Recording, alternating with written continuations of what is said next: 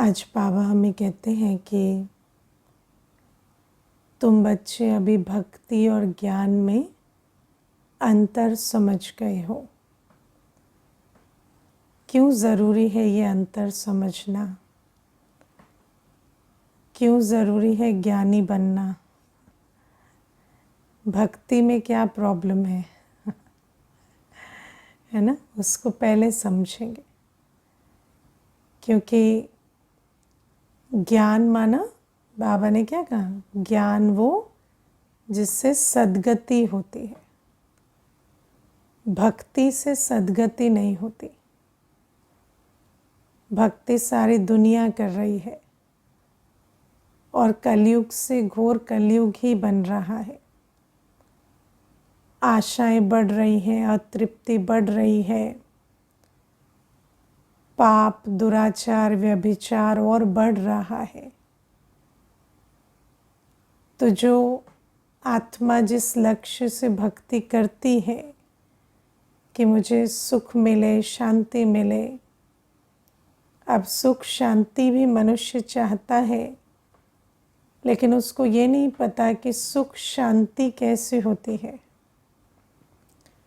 कोई बोले कि मुझे सुख शांति चाहिए, तो उसे पूछना चाहिए आपको कैसा सुख शांति चाहिए? 1 घंटे वाली, 1 दिन वाली, 1 मास वाली या सदा वाली? क्योंकि अल्पकाल का सुख और शांति तो दुनिया में है। ऐसा तो नहीं है कि पूरे दिन में 1 सेकंड भी सुख शांति का नहीं है ना? कुछ ना कुछ सुख शांति तो हर कोई अनुभव करता है। लेकिन फिर इतना भक्ति जो करते हैं, उसका ध्येय क्या है? कि मुझे स्थायी सुख शांति मिले। अब एक तरफ कहते हैं स्थायी सुख शांति होती ही नहीं है ना? एक तरफ क्या कहते हैं? सुख कागविष्ठा समान है, स्थायी सुख शांति कभी होती नहीं। दूसरी तरफ कहते हैं हमें स्थायी सुख शांति चाहिए तो जो कभी होती नहीं वो कैसे मिलेगी? तो बाबा हमें ये समझ देते हैं। सबसे पहली चीज़ जो बाबा हमें समझाते हैं वो ये है कि स्थायी सुख शांति होती है। स्थायी शांति शांति धाम में होती है। स्थायी सुख सुख धाम में होता है। सर्व सुख सुख धाम में होते हैं। और बाबा कहते 2 युगों तक तुम हर प्रकार के सुख का अनुभव करते हो सुख धाम में। पहले तो बाबा हमें पॉसिबिलिटी समझाते हैं और फिर हमें बाबा कहते हैं वो मुक्ति, जीवन मुक्ति की प्राप्ति, वो स्थायी सुख शांति की प्राप्ति तुम्हें भक्ति से नहीं होती, ज्ञान से होती है। ज्ञान से सद्गति होती है। ज्ञान से हम मुक्ति, जीवन मुक्ति में जाते हैं। तो इसीलिए बाबा हमें कहते हैं अब हमें ज्ञान और भक्ति का अंतर समझना चाहिए। अब दूसरा प्रश्न ये उठता है कि हम भक्त हैं या ज्ञानी हैं क्योंकि बाबा तो ज्ञान दे रहे हैं, लेकिन वो ज्ञान अगर धारण हुआ है तो हम ज्ञानी हैं, है ना? क्योंकि भक्ति तो 63 जन्मों से की है। तो भक्ति की रग बहुत, जैसे है ना, बहुत डीप है। तो बाबा हमें कहते हैं मैं तुम्हें भक्ति से ज्ञान में ले जाता हूँ, लेकिन हम कितना गए हैं वो हमें चेक करना होता है। और आज बाबा ने बहुत अच्छी चेकिंग की पॉइंट दी है कि अगर हम भगत से ज्ञानी बने हैं तो सबसे पहले निशानी क्या होगी? कि हमारे अंदर देह अभिमान खत्म हो जाए। बाबा कहते देह अभिमान में है माना अभी भी भक्ति में है। अब देह अभिमान क्या होता है? देह अभिमान को भक्ति क्यों कहा जाता है? क्योंकि आप देखो, रॉन्ग राइट का भान, सबसे पहला देह अभिमान क्या है?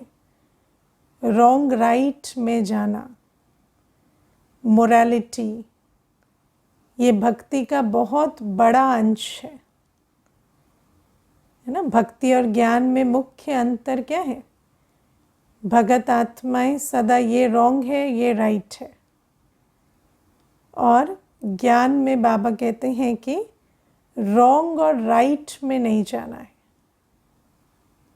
साक्षी दृष्टा होना, एक्सेप्टेंस रखना। इसीलिए आज बाबा ने कहा कि तुम्हें अब ड्रामा का ज्ञान मिल गया है, इसीलिए तुम्हारी भक्ति खत्म हो गई है। जब हम ड्रामा का ज्ञान समझ जाते हैं ना, तो ड्रामा का ज्ञान क्या कहता है? सब कुछ एक्यूरेट चल रहा है, जो भी हो रहा है, जो भी पार्ट कोई बजा रहा है, जो भी ड्रामा की सीन प्रस्तुत हो रही है, उस ड्रामा के ज्ञान के अनुसार हम ये नहीं कह सकते ये रॉन्ग है और ये राइट है, ये अच्छा है, ये बुरा है। ड्रामा का ज्ञान हमें कहता है कोई चीज़ अच्छी लगे, बुरी लगे, वो आपका संस्कार की प्रॉब्लम है बाकी हर चीज़ एक्यूरेट है, रॉन्ग राइट की कोई स्कोप नहीं है। लेकिन भक्ति मार्ग में हमने क्या सीखा है ना, हर चीज़ में रॉन्ग राइट होता है। और आप देखो कि कई बार जब भक्ति से हम आते हैं तो पूछेंगे, है ना, हम राइट विधि से योग लगा रहे हैं, राइट योग नहीं लगाएंगे तो कुछ उल्टा हो जाएगा है ना, कुछ अनिष्ट हो जाएगा तो मैंने कहा अनिष्ट तो हो ही रहा था इतना अनिष्ट हुआ, अभी तक तो डरे नहीं, अभी योग लगाने में क्यों इतना डर रहे हो लगाओ, है ना तो देखो कि हमेशा डर, है ना, ये भक्ति में क्या ऐसे राइट टू लेफ़्ट की जगह लेफ़्ट टू राइट कर लिया तो उल्टा हो जाएगा, वो गलत हो गया। या फिर आप देखो कि कोई विधि कोई कर रहा है, उसके बीच में अगर आपने कुछ ऐसा कर दिया जो उनके अकॉर्डिंगली रॉन्ग है, तो क्रोध करना या, है ना, कुछ अपशब्द भी कह देना बड़ी बात नहीं होती भक्ति में, है ना। कहेंगे कि इस प्रकार से आपने कर दिया तो आपका अनिष्ट हो जाएगा। तो ये सारी जो रॉन्ग राइट में जाना है, ये भक्ति की बात है। फिर आप देखो कि भक्ति में स्त्री के लिए ये रॉन्ग, पुरुष के लिए ये रॉन्ग, स्त्री के लिए ये राइट, पुरुष के लिए ये राइट। तो सब चीज़ों, सब हर कॉन्टेक्स्ट में, परिस्थितियों में, देह के आधार से, है ना, सोशल या फिज़िकल आपकी जो स्थिति है उसके आधार से आपका रॉन्ग राइट भी अलग अलग है ना। भक्ति क्या कहती है कि अगर जैसे आप देखो कि दुनिया में भी अभी भक्ति का एक बहुत बड़ा हिस्सा है शास्त्र, जिसको दुनिया में तो समझते हैं कि वो ज्ञान का हिस्सा है, दुनिया में कहते हैं वो ज्ञान मार्ग है, लेकिन बाबा हमें बताते हैं कि वो भक्ति मार्ग है। भक्ति मार्ग का हिस्सा शास्त्र है। तो शास्त्रों में स्त्री का रॉन्ग राइट, पुरुष का रॉन्ग राइट अलग अलग बताया, राजा का रॉन्ग राइट, प्रजा का रॉन्ग राइट अलग अलग है, गरीब का रॉन्ग राइट, अमीर का रॉन्ग राइट अलग अलग है। या आप सोचो कि जो कास्ट के अकॉर्डिंगली आपका रॉन्ग राइट अलग अलग होता है ना। तो जिसके पास पोजीशन है, पावर है, उसका रॉन्ग राइट अलग है, और पोजीशन पावर के बिना वाले का रॉन्ग राइट अलग अलग है। तो ये सारी बातें भक्ति से आती हैं।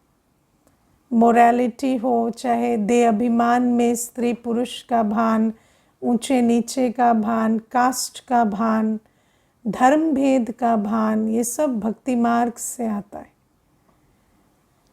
और बाबा हमें कहते हैं कि वो सारा देह अभिमान है ना। और ड्रामा में क्या है, हर आत्मा अपना पार्ट बजा रही है और सबका पार्ट एक्यूरेट है और जो भी सीन आ रही है आँखों के सामने वो भी एक्यूरेट है।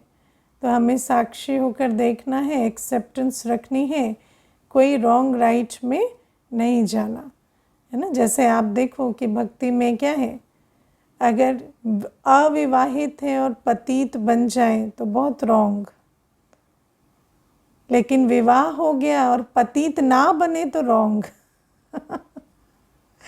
है ना। ये भी कैसी विडंबना है ना, कि पवित्रता के लिए भी रॉन्ग राइट कैसा हो गया कि अविवाहित है तो वही बात रॉन्ग हो गई, और विवाह हो गया तो वही बात ना हो तो रॉन्ग है ना। यहाँ आप देखो, एक आत्मा अगर उसके साथ खून का रिश्ता है, हमारे संबंध में है, तो उसके प्रति विकारी दृष्टि रखना रॉन्ग है।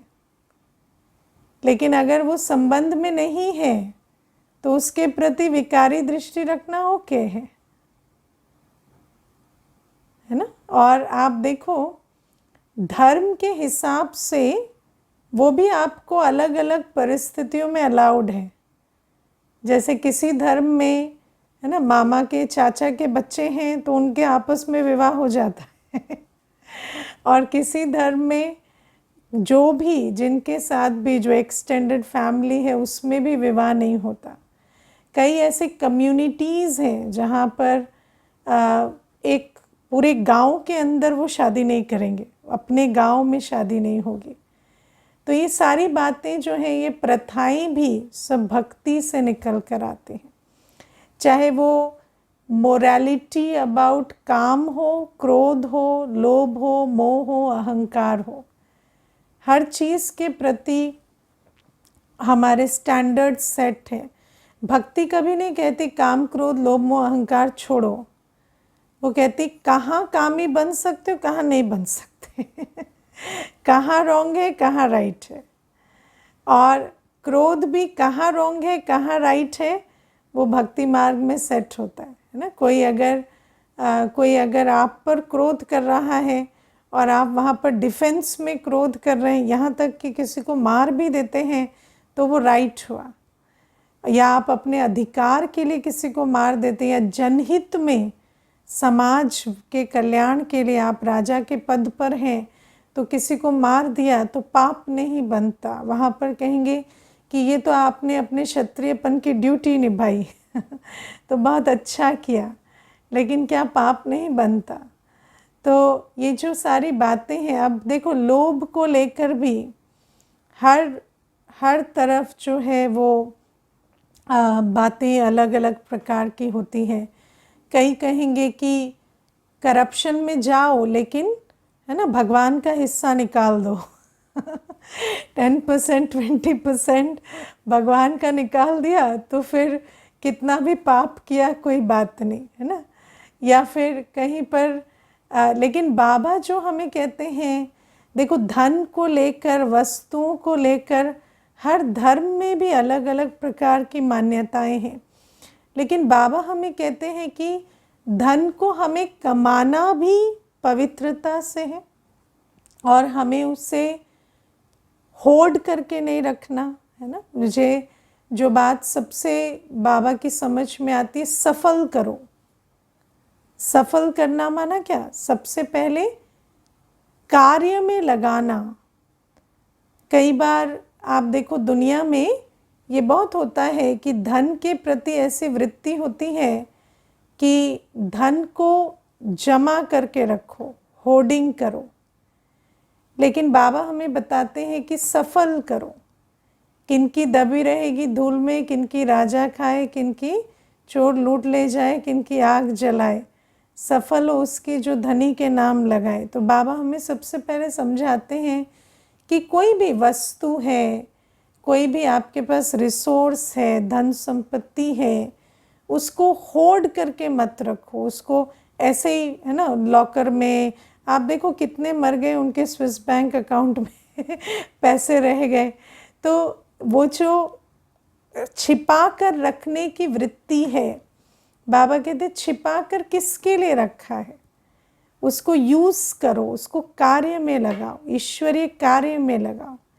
लेकिन दुनिया में संचय वृत्ति भी बहुत एक भक्ति का हिस्सा है, जिसको लोभ कहते हैं। एक तो विकारी कर्मों में लगाना, वो तो पाप बनता ही है, लेकिन संचय भी किया, रख के भी रखा है, और कल काल आ गया तो क्या, फिर वो धन क्या हुआ, कमाया भी, इतनी मेहनत भी की और किसी की उपयोगिता में नहीं आया। तो बाबा की जो मत है और जो भक्ति की मत है ना, मोह के लिए अब हम तो न्यारे प्यारे रहना गृहस्थ व्यवहार में यही सीखते हैं, लेकिन हमें तो जो अभी तक दे अभिमान की जो मत है, उसमें क्या है, रोना, दुखी होना। कई कल्चर्स में तो रोने वालों को बुला के रुलाया जाता है अगर कोई रोने वाला नहीं है तो रोने वाले को किराए पर बुला कर रुलाओ, क्योंकि रोना इज़ इम्पॉर्टेंट अगर दुखी दुनिया में भी आप देखो, किसी की मृत्यु की खबर आएगी तो सबसे पहले क्या कहेंगे, हमें बड़ा खेद है, या हम अपना अफसोस व्यक्त करना या अपना दुख व्यक्त करना, ये एक मोरल ड्यूटी है। इसको हम रिलीजियस एथिक भी बोलेंगे कि हाँ, हमें ये करना चाहिए। लेकिन बाबा हमें कहते हैं कि किसी भी बात में दुख लेना, दुख देना नहीं है, है ना। किस उस आत्मा को भी उस समय आप सुख स्वरूप होकर सुख दो। तो आप सोचो, जीवन मृत्यु के प्रति जो भी मोह की बातें हैं, या जब हम संबंधों में रहते हैं तो किसी को मिस करना, या किसी के, या आप देखो कि जैसे दुनिया में भी क्या, भगवान को भी मिस करके आंसू बहाने की बात होती है। लेकिन बाबा कहते खुशी में भले आंसू आए बाबा को याद कर कर, लेकिन ऐसे दुख में आंसू कभी नहीं बहाना, रोना नहीं है। तो ये सारी बातों में बहुत अंतर पड़ता है। अहंकार के लिए भी मनुष्य कहेगा, माता पिता जो है वो, या जो बड़े हैं या जो बड़े पद पर हैं या बड़ी पोजीशन पर हैं, उनको अहंकार अलाउड है, छोटे को अलाउड नहीं है, है ना। तो ये सारी बातें हमारे जो समाज का गठन जो भक्ति मार्ग के आधार से हुआ उसमें चलती हैं। लेकिन जब बाबा आते हैं तो बाबा हमें देही अभिमानी स्थिति सिखाते हैं। देही अभिमानी स्थिति क्या है? एक तो सब कुछ जो हो रहा है उसको साक्षी होकर देखना, रॉन्ग राइट, अच्छे बुरे, इन भावनाओं में नहीं जाना। दूसरा, हर एक के लिए स्नेह और सम्मान, छोटा बड़ा, स्त्री पुरुष, कोई कैसा भी है, लव एंड रिस्पेक्ट हर एक के लिए, किसी के लिए भी दे अभिमान की दृष्टि नहीं, है ना। आप सोचो हमारी दृष्टि कैसे हो गई है 63 जन्म की भक्ति से, कि एकदम से, है ना, धर्म भेद, जाति भेद, जेंडर बायस, सब कुछ दृष्टि से ही दिख जाता है ना। क्लास, कास्ट, रिलीजन, हर चीज़ हमारी दृष्टि में है। जैसे ये दूसरे कास्ट का है, दूसरे क्लास का है, दूसरे धर्म का है, स्त्री है, पुरुष है। मुझे याद है एक अभी पीछे भाई आए थे, तो मुझे कहते हैं कि एक बहुत अच्छी कंपनी में बहुत अच्छी ओपनिंग निकली है, लेकिन वो कहते हैं कि उसकी कंपनी की ओनर एक लेडी है, तो वो कहती है कि मैं सिर्फ लेडीज़ को हायर करूँगी, है ना, मेरी पॉलिसी है, मैं सिर्फ बहनों को हायर करती हूँ। तो वो कहती कि वो भाई कहता मैं इतना क्वालिफाइड था उस पोस्ट के लिए, फिर उसके बाद क्या कहता है कि अब किसी को अपना बिजनेस डुबाना ही है तो क्या करें। तो मैंने कहा कि क्यों डूब रहा है उनका बिजनेस, फिर आप उस डूबती नौका में क्यों सवार होना चाहते हैं? क्योंकि वो तो डूब रहा है ना। तो फिर आप तो समझदार हैं, आप उस डूबती नौका में क्यों सवार होना चाहते? तो मुझे कहते कि नहीं, अब देखिए ये कोई बात है क्या, सिर्फ स्त्रियां काम करेंगी तो मैंने कहा पर आप नेचुरली स्त्रियां अच्छा काम कर रही हैं तभी तो आप भी वहाँ जाकर एब्जॉर्ब होना चाहते हैं। तो प्रॉब्लम क्या है? वो ठीक है कि आपको ऐसा लगता है कि वो पॉलिसी आपकी एब्जॉर्प्शन में हर्डल बनी, वो बात मैं आपकी समझ गई कि आपने कहा कि अगर वो पोजीशन खाली होती, ओपन होती, तो मैं भी एब्जॉर्ब हो जाता। वो दुख मुझे आपका समझ में आया, लेकिन वो कमेंट मुझे आपका समझ में नहीं आया तो आप देखो कि ये इतने तक भी कितने सारे आत्माओं के अंदर इतने जो प्रेजुडिस या इतना भेदभाव इस प्रकार का होता है। तो बाबा हमें ये बातें समझाते हैं कि ये सारे भेदभाव हमारी 63 जन्म की भक्ति से आते हैं। किसी को सम्मान, किसी को अपमान हम क्यों करते हैं? दो बातों के कारण, रॉन्ग राइट, ऊंचा नीचा। जब हम किसी को नीचा समझते हैं और जब हम किसी को रॉन्ग समझते हैं तो हम अपमान करने का लाइसेंस स्वयं को दे देते हैं, है ना। और ये रॉन्ग राइट, ऊंचा नीचा, ऐसा कुछ नहीं है ड्रामा में। ड्रामा में हर एक अपना पार्ट बजा रहा है, अपना, ऊंचा या नीचा नहीं, अपना पार्ट। और आप देखो, हम एक दोहा सुनते थे कबीर का जब स्कूल में थे कि सुई का काम तलवार नहीं कर सकती और तलवार का काम सुई नहीं कर सकती, है ना। तो इसीलिए सुई बड़ी या तलवार, वो फैसला करना बहुत मुश्किल है तो इसलिए बाबा भी हमें कहते हैं हर एक का महत्व है। अगर सब बड़े बड़े काम करेंगे तो छोटे काम कौन करेगा छोटे काम करने के लिए भी तो उतने ही आत्माओं की आवश्यकता है। तो उसको अगर हम सम्मान नहीं दे सकेंगे और हमारे अंदर ये बात ख़त्म नहीं होती कि ये काम भी किसी को करना है, तो फिर ऐसे समाज की उन्नति कैसे होगी? तो बाबा हमें कहते हैं कि भक्ति से ज्ञान में आना माना ड्रामा की एक्यूरेसी को, हर आत्मा के पाठ को समझना। इससे हम सबसे पहले भक्ति हमारी छूटती है, देह अभिमान से हम फ्री होते हैं। देह अभिमान माना कंपैरिजन, है ना। ये कंपैरिजन भी क्या, रॉन्ग राइट, ऊंचा नीचा, है ना, अच्छा बुरा, ये कंपैरिजन के लेबल होते हैं। तो बाबा हमें कहते हैं कि अब हमें ज्ञान मिल रहा है और ज्ञान को हम जितना धारण करेंगे, ज्ञान क्या है? आत्मा का ज्ञान, ड्रामा का ज्ञान, बाबा का ज्ञान, और उस ज्ञान को जितना हम धारण करते हैं उतना हमारी भक्ति छूटती है, देह अभिमान खत्म होता है और हम ज्ञान स्वरूप बनते हैं, सद्गति के लायक बनते हैं। फिर बाबा आज हमें कहते हैं कि भगत और भगवान, भक्ति में भक्त और भगवान को ही एक कर दिया भक्ति बहुत इंटरेस्टिंग है ना। भक्त और भगवान एक हो गए।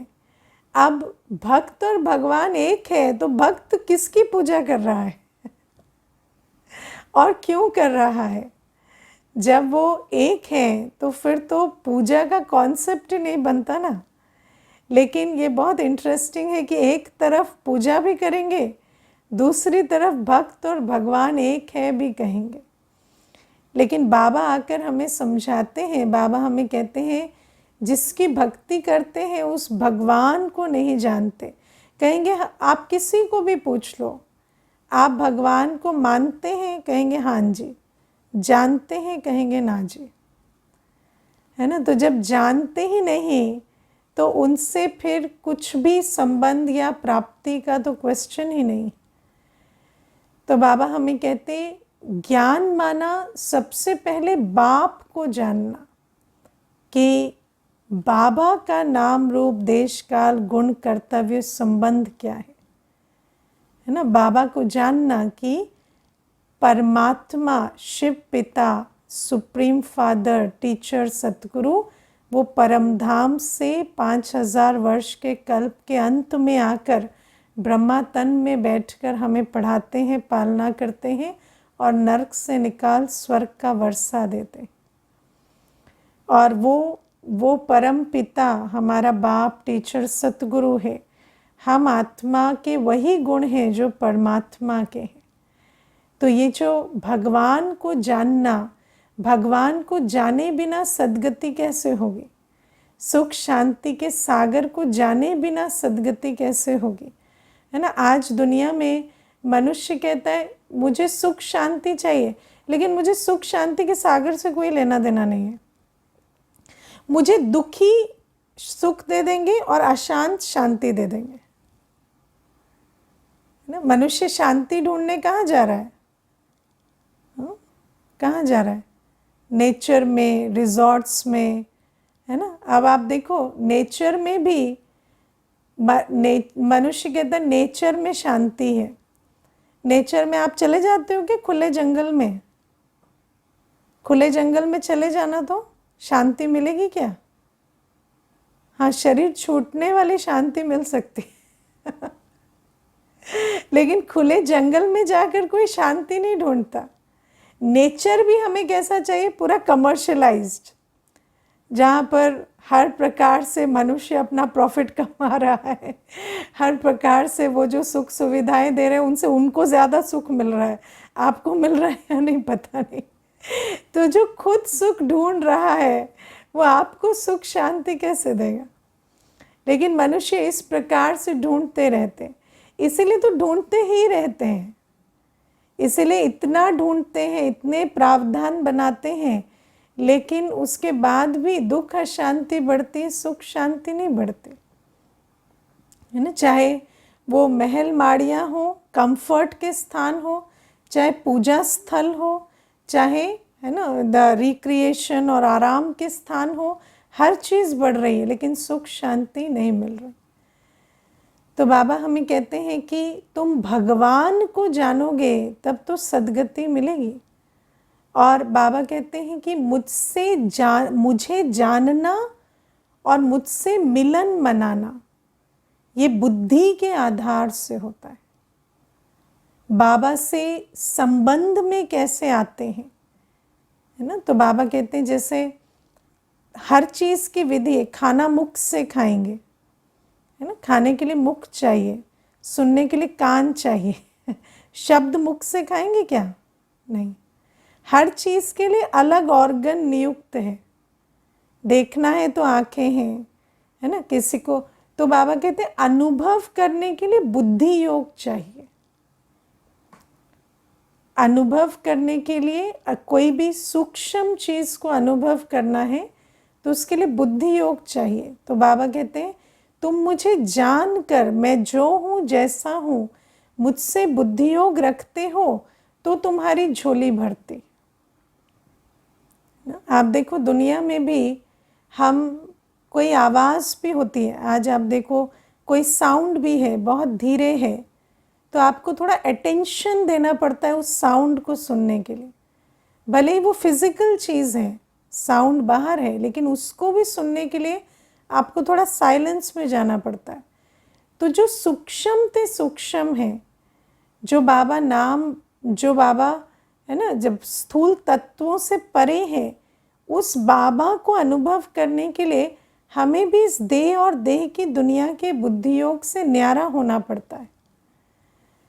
तो बाबा हमें कहते हैं तुम मुझे जो है, मैं जो हूँ जैसा हूँ वैसा जानकर मुझसे बुद्धि योग जोड़ो। ये ज्ञान की विधि है। और भक्ति की विधि क्या है? सूक्ष्म को स्थूल बना दो, है ना। ठीक है। ज्ञान में बाबा जो है जैसा है उससे जुड़ने के लिए आप जो है जैसे हैं वैसे बनो। राइट। आप आत्मिक स्थिति में बैठेंगे, मन बुद्धि को बाबा से जोड़ेंगे तो आपको बाबा की अनुभूति होगी। और भक्ति में क्या है? खुद देह अभिमान है, बाबा को भी देह दे दो, हो जाएगा कनेक्शन। तो भगवान को अपने जैसा बना दो तो कनेक्शन इज़ नॉट डिफिकल्ट, है ना। तो इसलिए बड़े बड़े चित्र, बड़ी बड़ी मूर्तियाँ, ज्योतिर्लिंग का भी चित्र बड़ा चाहिए। तो बाबा हमें कहते हैं ये भक्ति और ज्ञान में अंतर है। जिससे बुद्धि से योग लगाना था, तो मन बुद्धि तो इतने बिजी हैं कि हमने उनको आँखों से देखना, उनके मुख से महिमा करना वो शुरू कर दिया। लेकिन बाबा कहते हैं मुझसे तुम मन बुद्धि की साइलेंस में जोड़ सकते हो। ऐसे आवाज़ से और आँखों से मुझसे कनेक्शन नहीं होता। तो ये भगवान को ना जानना, सिर्फ मानना और फिर चित्र बनाकर पूजना, तो भक्ति की रस्म रिवाज बिल्कुल अलग है, ज्ञान की बिल्कुल अलग है। हम यहाँ बाबा का ज्ञान सुनते हैं, बाबा की याद में बैठते हैं, बाबा की श्रीमत पर चलते हैं। फिर बाबा कहते हैं मेरे द्वारा तुम्हारी बुद्धि बेहद में चली जाती है ना। भक्ति में तो हम हद में रहते हैं। हद क्या है? जो ये 5 इंद्रियां देखती सुनती है, हमारी दुनिया उतनी ही है। हद माना फिजिकल वर्ल्ड, 5 इंद्रियों तक हमारी दुनिया सीमित है ना। इसीलिए कौन से पहाड़ पर भगवान बैठे थे, कहाँ पाँव रखा था है ना। परम धाम तक बुद्धि नहीं जाती। लेकिन बाबा कहते हैं कि अब मैं तुम्हारी बुद्धि बेहद में ले जाता हूँ। बेहद का बाबा जब हमारे पास आते हैं परम धाम से, तो हमारी बुद्धि बेहद में ले जाते। फिर हम इन 2 आँखों से ना दिखाई देने वाली आत्मा, परमात्मा, तीनों लोक, तीनों कालों को जैसे बुद्धि से अनुभव करते हैं। और फिर त्रिलोकीनाथ, त्रिकालदर्शी वंश, स्वदर्शन चक्र फिरा बाबा को अपने घर में याद करते हैं। तो ये अंतर है। और फिर बाबा हमें कहते हैं रिजल्ट में भी बहुत अंतर है। 2 बातें आज बाबा ने अंडरलाइन कराई कि भक्ति में पेट नहीं भरता है ना। पेट भरता है, बाबा आज कहते बाप के वर्षे से भी पेट नहीं भरता है ना। लौकिक बाप कितना कुछ देकर जाता है, पर धीरे धीरे वर्षा भी घटता जाता है और पेट भी नहीं भरता। लेकिन पारलौकिक बाप का वर्षा एक बार ऐसा मिलता है कि 63 जन्मों, ये 21 जन्मों तक फिर कोई आस नहीं रहती। जैसे पेट भर गया, सब कुछ मिल गया। तो भक्ति की प्राप्ति में, ज्ञान की प्राप्ति में भी बहुत अंतर है। और दूसरी बात बाबा हमें बताते कि भक्ति में रहते हुए भी आँख डूबती है ना। हर चीज़ में अट्रैक्शन, डिज़ायर ये ख़त्म नहीं होती। लेकिन एक बार बाबा से सब कुछ प्राप्त करते हैं या ज्ञान स्वरूप बनते हैं, तो ज्ञानी की निशानी क्या है? उसकी कहीं आँख नहीं डूबती। ज्ञानी को आकर्षण नहीं होती। क्यों नहीं होती? क्योंकि उसको मालूम है ये सब विनाशी है ना। और आप सोचो, विनाशी चीज़ के आकर्षण में मनुष्य कितना पाप करता है। विनाशी चीज़ के आकर्षण में मनुष्य कितना पाप करता है, कितने कलंक लगाता है इस पर उस पर है ना। ये सारी जो कुकर्तव्य कैसे करते हैं? विनाशी चीज़ की चाहत में। दुनिया में कहते हैं जर जोरू जमीन है ना। तो ये जो है ना विनाशी संबंध, विनाशी प्रॉपर्टी, पैसा, इसके पीछे कितना पाप होता है। मनुष्य कुछ भी करने से कतराता नहीं है, क्योंकि उसको इतनी आकर्षण होती है, इतना उसको आँख डूबती है इन चीज़ों में। लेकिन बाबा कहते हैं कि ऐसा नहीं कि बाबा के बच्चे कोई कमाते नहीं। बाबा कहते हैं शरीर निर्वार्थ कर्म करने के लिए मना ही नहीं है, लेकिन आसक्ति से या लोभ से या खुश होने के लिए, तृप्त होने के लिए कर्म नहीं करते। आपको पता है कर्म करना है, शरीर निर्वाह, नौकरी आदि करते हैं, उससे पैसा आता है, शरीर निर्वाह होता है, उससे ज़्यादा कुछ नहीं। दुनिया में तो मनुष्य पैसे, प्रॉपर्टी, संबंध को खुशी से, शांति से, पावर से, अपने स्वमान से, हर चीज़ से जोड़ देता है ना। उसको लगता है मेरा अस्तित्व, मेरी मेरी शक्ति, मेरा सुख, मेरी शांति, सब कुछ इन विनाशी चीज़ों से जुड़ी हुई है। लेकिन बाबा कहते हैं अब तुम्हें समझ आ गया है कि तुम बच्चों को सुख, शांति, स्नेह, शक्ति देने वाला कौन है? बाबा। बाबा की श्रीमत पर चलेंगे तो ये सब कुछ मिलता है। और शरीर निर्वाह तुम्हें कार्य करना है, उसके लिए तुम्हें पाप की लाइन क्रॉस करने की ज़रूरत नहीं है। पेट 2 रोटी खाता है वो तो ईमानदारी से भी कमाई जा सकती है। ऐसा थोड़ी है कि करप्शन नहीं करेंगे तो भूखे मरेंगे। ऐसा कुछ नहीं है। पाप करते लोभ से, है ना। अगर ईमानदारी से भी काम करेंगे तो भी पेट को जितना चाहिए या शरीर निर्वाह के लिए जो चाहिए वो मिल जाता है। तो बाबा कहते हैं तुम खुशी से, तुम बाबा की याद में हर कर्म करते हो। तुम्हें स्थूल प्राप्तियां जो भी आती हैं वो तो सेवा अर्थ है। बाकी जो भी कुछ तुम करते हो वो तुम खुशी के लिए, शांति के लिए, स्वमान के लिए नहीं करते। स्वमान तो तुम्हारा बाबा से है, तुम उसको करते हो शरीर निर्वाह के लिए, खुशी से करते हो। तुम्हें नशा है कि मैं कौन हूँ, क्या पढ़ रहा हूँ, क्या बन रहा हूँ। बाबा ने आज बहुत अच्छी बात कही, लौकिक पढ़ाई पढ़ने वाले को भी नशा होता है ना। आप देखना जो मेडिकल पढ़ते हैं, मेरी एक फ्रेंड पढ़ती थी तो मुझे उसका बहुत अनुभव है। कितने 8-8, 9-9 साल पढ़ाई करते रहते हैं। और आप सोचो 8-8, 9-9 साल 12-12 घंटे पढ़ना कोई मासी का घर नहीं होता। लेकिन पढ़ते कैसे? नशा होता है, हम कल डॉक्टर बनेंगे, है ना। तो इतना नशा होता है और उसमें ये भी नशा होता है कि हम अनेकों को सुख देंगे, तो उस आधार से पढ़ते हैं। तो बाबा कहते हैं लौकिक पढ़ाई में भी नशा होता है कि हम क्या पढ़ रहे हैं, क्या बनने वाले हैं। उस आधार से मनुष्य इतनी मेहनत करता है। पढ़ाई कभी भी आसान नहीं होती। और बाबा कहते हैं यहाँ अलौकिक पढ़ाई में भी ज्ञान, याद, धारणा, सेवा, चारों सब्जेक्ट में एक जन्म लगन से चलना, उसके लिए भी तुम्हें क्या चाहिए? ईश्वरीय नशा चाहिए। मैं कौन हूँ, क्या पढ़ रहा हूँ, क्या बन रहा हूँ। और बाबा कहते इस आधार से तुम हर कर्म करो और दुनिया की विनाशी इच्छाएं तुम्हें नहीं होती, क्योंकि तुम्हें मालूम है कि सब कुछ विनाश होने वाला है ना। मनुष्य जिस चीज़ को पाप करके प्राप्त करता है, मुझे नहीं पता वो उसको कितना एंजॉय करने के लिए रहता है।